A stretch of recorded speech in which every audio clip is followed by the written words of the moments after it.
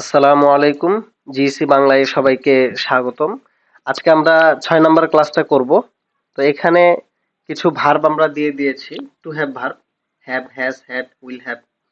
তো এইখানে আমরা এর আগে ৬ ধরনের বাক্য আমরা শিখে ফেলেছি। আমরা বলেছিলাম ৭ ধরনের বাক্য শিখব যেখানে কর্তা আছে কিন্তু কাজ নেই। তো কাজ নেই আহ, বলতে এখানে যে কোনো ব্যক্তি বা বস্তু সম্বন্ধে কোনো কিছু বলা হবে পরিচয় দেওয়ার মতো।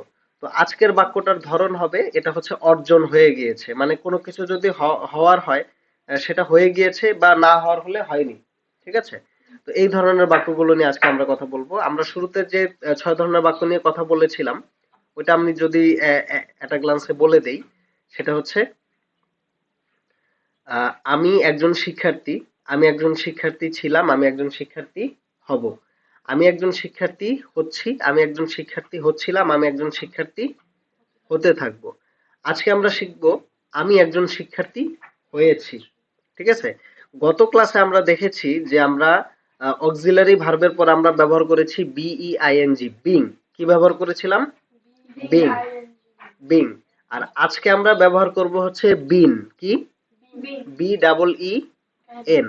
এটা বি এর হচ্ছে third form, past participle form.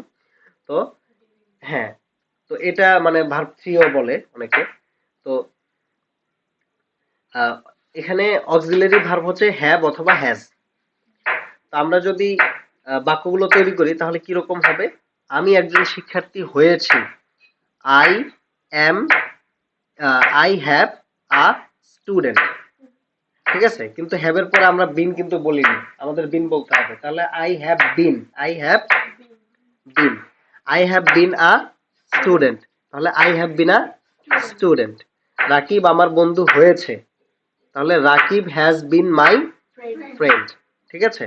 তো ক্লাস এই পর্যন্তই। এখন আমরা হোমওয়ার্কটা দেখব। হোমওয়ার্কে আগের মতোই এই পাশে সাবজেক্ট গুলো দেয়া আছে, আর এই পাশে হ্যাভ অথবা হ্যাজ কোনটা হবে সেটাই দেয়া আছে। এর জন্য আলাদা করে শেখা লাগবে না যে কোনটার জন্য কোনটা হবে। ঠিক আছে? এখানে আমি মার্ক করে দিয়েছি যে হ্যাভ, এই হচ্ছে আই এবং ইউ এর ক্ষেত্রে হ্যাভ হয়। কি হয়? আই আর ইউ এর ক্ষেত্রে কি হয়? হ্যাভ হয়। আর বাকি যত প্লুরাল আছে সবার ক্ষেত্রেই কি হয়? হ্যাভ হয়। আর এছাড়া যত সিঙ্গুলার আছে এগুলো সবগুলার ক্ষেত্রে কি হবে? হ্যাজ। ঠিক আছে? আর হ্যাভ, হ্যাভন্ট, আর হ্যাজ হলে হ্যাজন্ট। ঠিক আছে? আর এখানে রিলেশনাল নেম গুলো দেয়া আছে, যেমন এই যে উইডো, উইডোর। ঠিক আছে? মানে বিধবা, বিপত্নিক, হ্যাঁ, হার্মোপোডিট, তারপর হচ্ছে ইউনেক, হিজড়া বা নপুংসক, সেম। তারপর হচ্ছে অ্যাডপ্টেড সন, তারপর হচ্ছে ফোস্টার ব্রাদার, সিস্টার, এরকম বলা যায়। Step brother, sister.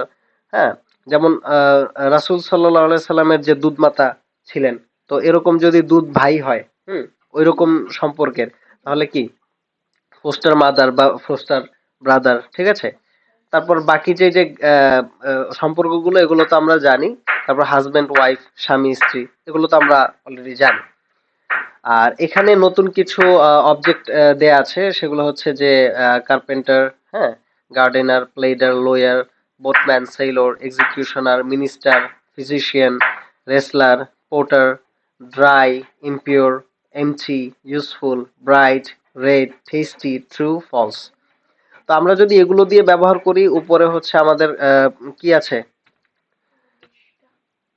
20টা সাবজেক্ট আছে। তাহলে 20টা সাবজেক্ট যদি থাকে, এটা হচ্ছে পজিটিভ আর নেগেটিভ করে যদি আমরা তৈরি করি তাহলে 40টা হবে।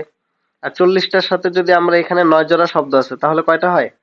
360টি সেন্টেন্স আমরা তৈরি করতে পারবো। ঠিক আছে? তো আশা করি সবাই আগের যে হোমওয়ার্ক গুলো ছিল এটার সাথে একবারে সিমিলারিটি মানে আছে, এই জন্য আশা করি বোঝার কোনো সমস্যা নেই। তোমাদের কোনো প্রবলেম আছে? ঠিক আছে, তাহলে আজকে এ পর্যন্তই। আগামী ক্লাসে দেখা হচ্ছে। আল্লাহ হাফেজ।